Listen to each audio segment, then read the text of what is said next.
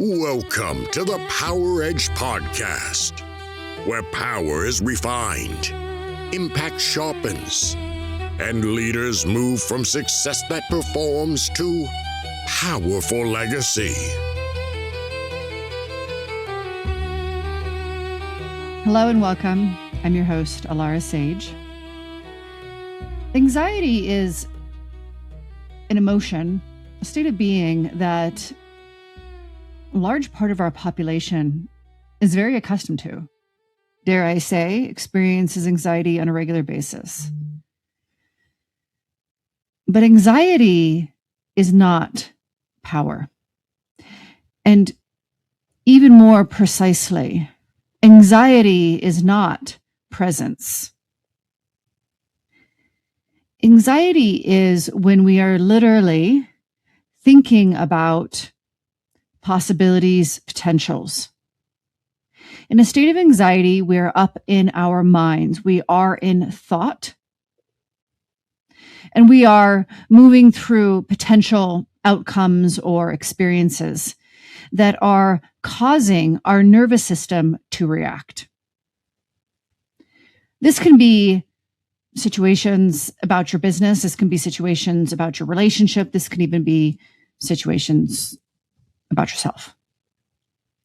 The most important thing to understand is what I just said. It is you are not in the present moment. Power is a state of presence. And there's so much that is granted to us when we understand what it means to be fully present in the moment.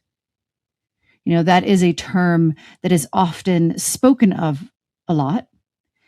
And it's something that I find that few accomplish well because it requires a great depth of self-awareness. It is very easy for us to abandon the moment and find ourselves in thought. So not only is anxiety not a place of power because you are not in a state of presence.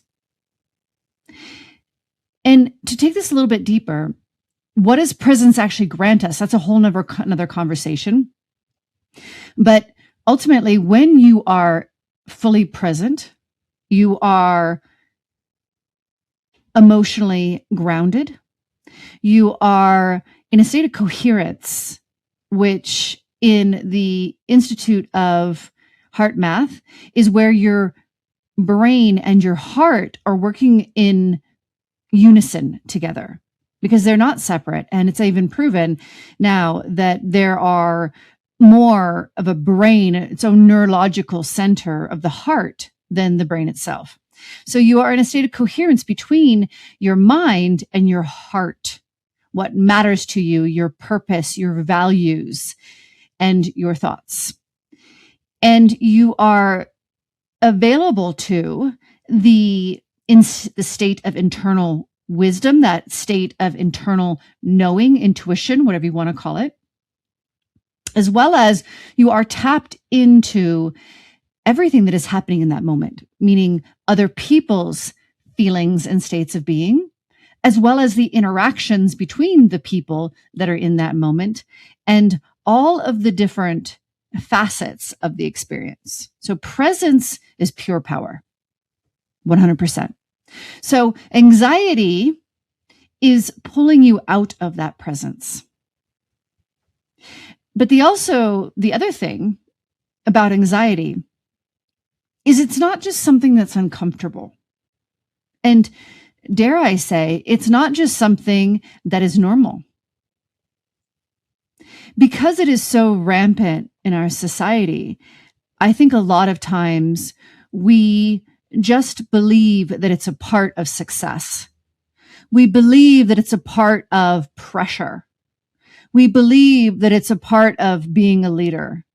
And I won't debunk that completely because there are always going to be times where you have to face your internal fear in order to create whatever it is you're creating. However, To say that anxiety is a normal state of being or simply a symptom of success is wrong, incorrect, and definitely not doing humanity any justice whatsoever. So, as I mentioned, anxiety is where you are not in the present moment, you are up in thought, and you are projecting into the future. But let's take a deeper look at anxiety, because emotions, any emotion, every single emotion, is pointing to a belief structure. So beliefs are thoughts that we create into beliefs about ourselves, about the world, about relationship, about business, about every single category under the sun. And you have beliefs about all of it, whether you're aware of those beliefs or not. You know, in the first 7 years of our life, a lot of those beliefs become programmed from our parents and the people that we spend the most time with. Those beliefs elicit emotion in the body. So anxiety isn't simply not being in the present moment. Anxiety isn't simply a projection into the future that may or may not be true. Anxiety is pointing to a belief.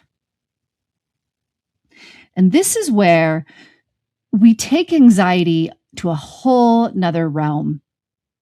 And this is where the power comes from. Because although anxiety itself is not a state of power, we could absolutely learn how to find power in anxiety, as we can learn to find power in any emotion, any state of being, and any experience. The trick is to be able to, one, have that self-awareness. If you are not even aware that you're having anxiety, if you're unaware of what it feels like in your body to be triggered, if you are unaware of when you are not in the present moment, you have some work to do. Because already you're at a massive disadvantage. Self-awareness is crucial for leaders. Self-awareness is crucial for creators. So having the self-awareness that I feel anxiety, I feel anxious, I feel unnerved. And really what that's saying is I feel unsafe. I'm going to be honest with you here. The whole conversation around safety took me quite a while to, first off, really accept. And why do I mean this? What am I saying? It's very obvious that the majority of the time, in the realm of the physical reality, our bodies, we are perfectly safe. Right? Like as I sit here right now, I am safe. If you walk into a board meeting, you are technically physically safe, no matter what really happens as far as the conversation in that meeting. Even if you, quote unquote, lose your job or have something quite radical happen in the meeting, you physically are safe. And so a large part of me, through my own personal process, kind of debunked safety for a long time. I wanted to understand it as that's just a part of our brain that hasn't evolved. But that's not true. There is some truth to it, but it's not 100% truth. And really, if you sit with that kind of concept, our brain just hasn't evolved. It doesn't even feel right, because why would our brain hold on to something that isn't serving us? That's not really how nature works. That's not how evolution works. So then the question becomes, if humans don't feel safe in our society at large, where we are largely safe, now, yes, bad things happen. There are things that do happen where people are not physically safe, correct? But if you look at your day to day, most of the time you are safe. And if you look at the times that you feel anxiety, they are not experiences that are validating that sense of unsafety, right? You are not in a car crash. You are not being chased by somebody with a knife or a gun. You generally are speaking to people. You are, doing something outside of your comfort zone, or you are working with something in your life that frankly is triggering you. So my point to this is that when we speak about feeling unsafe, the belief actually, I want to bring it back to the belief because this is truth. The belief that you don't actually feel safe, I want to clarify and make it really clear that I'm not speaking to a concept that you're being chased by a man with a gun, or you just experienced a car crash, or you're walking along, if you have a fear of heights, like a high, building or something where you feel like you might fall, right? There isn't a direct threat to your physical presence. So what is then the belief that you're not safe? Because this is the question to be asking yourself. If you are a person that experiences anxiety on any level of somewhat consistency, this is a question to not just ask yourself, but explore very deeply. What do you believe about yourself that grants you this feeling subconsciously, not consciously, that you are not safe? And as I alluded to at the earlier part of the conversation, it absolutely goes back to our childhood and experiences we've had in life. There's a lot more to it than just that. So if you had a really loving childhood, sometimes we just want to dismiss that. No, my childhood was fine. I didn't really have anything. But there's a lot to understand where, for one, children experience things very differently than adults do. Sometimes something that to an adult feels very benign wasn't so benign to a child. So oftentimes when we look back at our life as adults, we don't see what we actually experienced from the perspective of being a child. And there are many layers to safety. It isn't just physical safety. One of the biggest attributes of safety is emotional safety. And let's be really blatant and honest here. Our society has no idea what that is, because the majority of humans walking around do not hold emotional intelligence. Therefore, they don't feel safe in their own emotions, let alone supporting other people to feel safe in theirs. Emotions feel very chaotic. Emotions feel like something that we can't, quote unquote, control. So the fear, the uncertainty, the unsafety of that chaos is very real. Also, the fear of failure, the fear of embarrassment, the fear of abandonment, these are fundamental to the human experience. Those are not things that only some humans experience. All of us experience that. And these are factors that can bring us into a sense of unsafety. If I do this, I'm going to fail. If I do this, I'll be rejected, ostracized, not received, not understood even. There's a plethora of different examples that I could go into around the topic of the belief I'm not safe.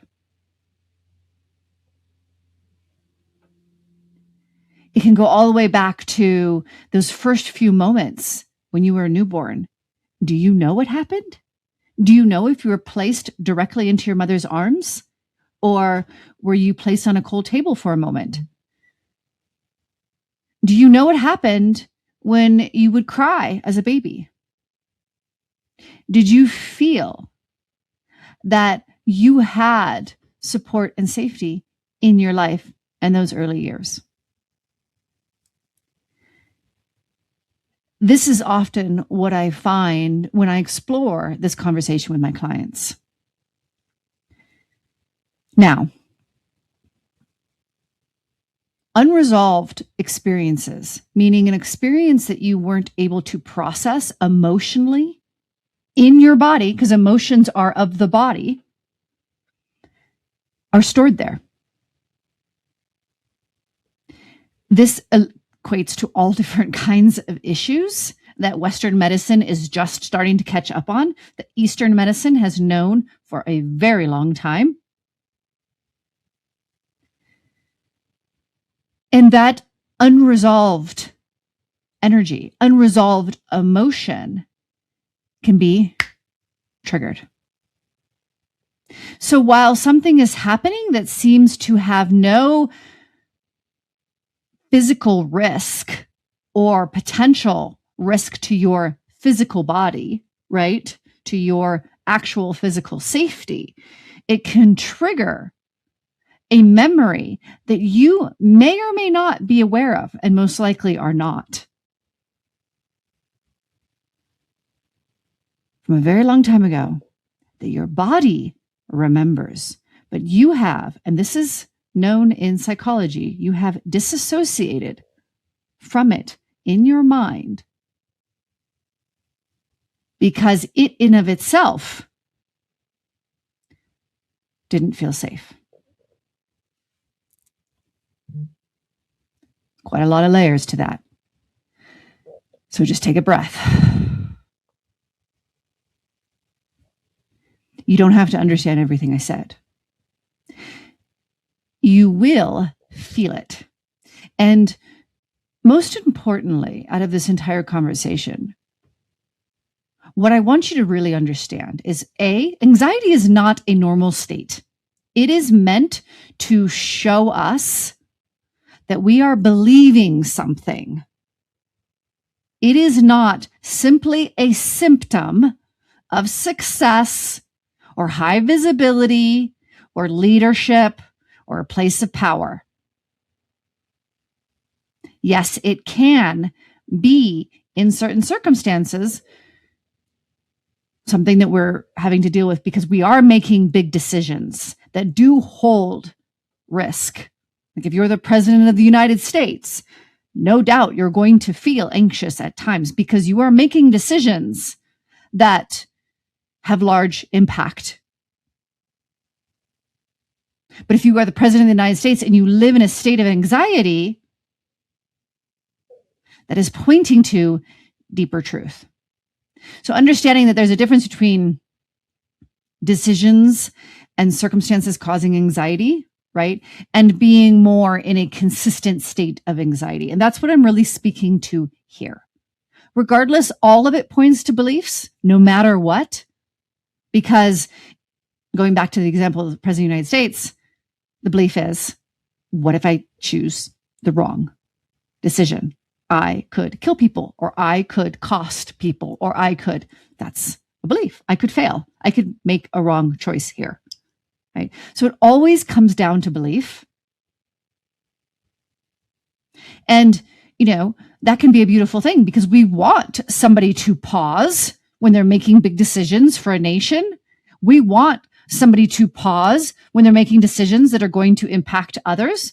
We want them, quite frankly, to feel that and to have to consider the decision. So anxiety is not necessarily wrong or bad, or, hey, don't ever feel it because then that means that you're doing something wrong. That's not what I'm here to speak about. All emotions serve purpose, including anxiety and fear, and all of them point to belief structures. So when you're in a perpetual state of anxiety, or when you experience it often, regardless of the decisions you're making, this is where it's pointing to a true sense of instability, a belief, It is pointing to a true belief of instability and unsafety. And this is the gold. This is the gold. Why is it gold? Because if you are experiencing this, there is a solution for you. And the solution is definitely not just calm down, relax. The solution is not taking vacation or getting massages. The solution most definitely is not drinking alcohol, despite what our society really loves to portray, especially in the movies. You're tense, you're pressure, you're going through a lot, just drink some alcohol. That does the opposite effect. It gives you temporary feeling of relaxation, but overall does absolutely nothing to resolve the underlying belief that is creating this in your life. So drink away. It's not going to cure it. And I think most people would know that, because when has it worked? Again, temporarily, yes. But in the big scheme of things, no. And really, nothing else will either. In the context of pharmaceuticals or supplements. And hear me when I say, sometimes it can be so bad that people need to take support, like pharmaceuticals, to get them out of a very vicious cycle. So I'm not against any of it. Most of these things that humanity has created for ourselves has a place. But if you're having to stay on pharmaceuticals all the time because of the anxiety, again, you are not getting to the core of what is creating this state of being in yourself. So it will always have a grasp on you. And who wants that? I don't think anybody would raise their hand and be like, I truly desire anxiety to rule my life. No, we don't want that. So why is our society so anxiety ridden? Because so much of us don't believe inherently that we are safe, that we are secure in our bodies, in our emotions, in our lives, in our relationships, in our businesses. And we aren't in a lot of ways. The world is chaotic. Things change. We always say change is the only constant.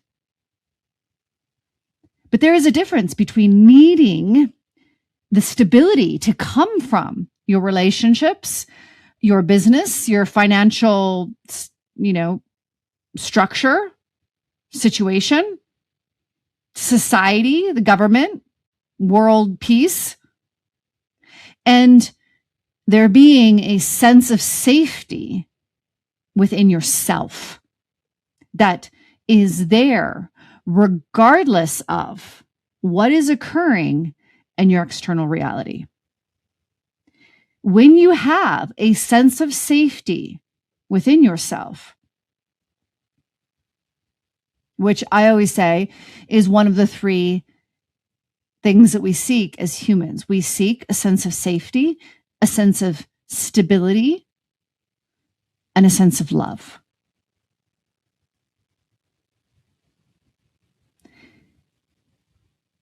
When you have that, and those big decisions arise that might trigger a sense of nervousness because you are faced with a big decision, that sense of safety overrides that nervousness instead of that nervousness overriding your sense of self, overriding your ability for clarity, discernment, and execution.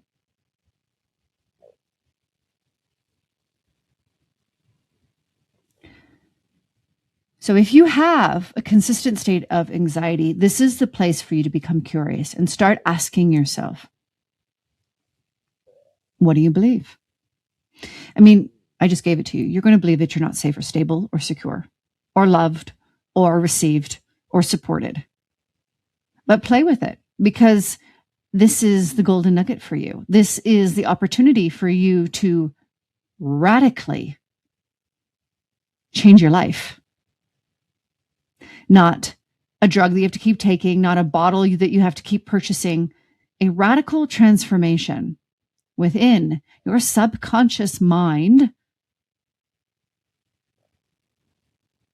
that affects your conscious mind and how you go about making decisions and taking action in life.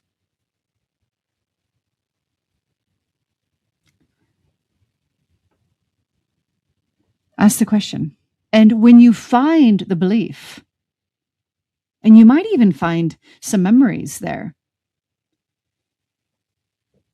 some memories of when you didn't feel safe, secure, loved, appreciated, any of the things.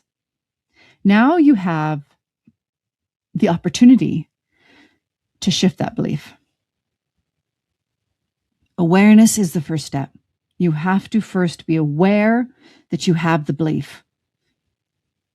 The second step is the acceptance for yourself that you ever chose to choose a belief like this. Because sometimes these pills are hard to swallow. Sometimes we find beliefs in ourselves that are very counterintuitive to how we've been creating our lives. But when you're honest with yourself, you can actually see how it's been there in the background, like a low hum the whole time.